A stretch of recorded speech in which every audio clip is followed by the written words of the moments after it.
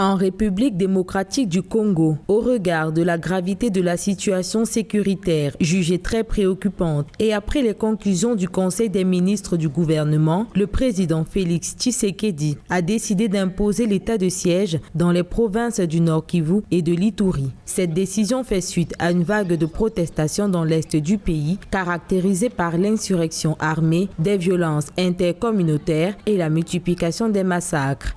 Lorsque des circonstances graves menacent d'une manière ou d'une autre l'indépendance et l'intégrité du territoire national et qu'elles provoquent l'interruption du fonctionnement des institutions, le président peut proclamer l'état de siège. Face à cette situation, le Premier ministre Sama Lukonde avait évoqué devant l'Assemblée nationale le 26 avril 2021 la possibilité de remplacer les autorités civiles par des autorités militaires pour assurer la sécurité publique. Des annonces qui, selon l'UNICEF, seraient de bonnes augures, car depuis janvier 2021, la région a déjà connu près de 175 violations graves, en particulier des cas de recrutement d'enfants dans des groupes armés, des attaques contre des écoles et des hôpitaux.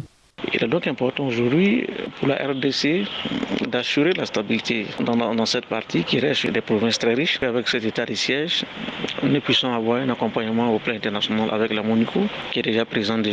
en RDC pour amener alors ce pays à maintenir l'autorité et la stabilité en tant que tel. Avec cette décision, le chef d'État congolais entend concrétiser son vœu, qui est d'éradiquer tous les groupes armés qui sévissent depuis plus d'une dizaine d'années dans l'est de la République démocratique du Congo.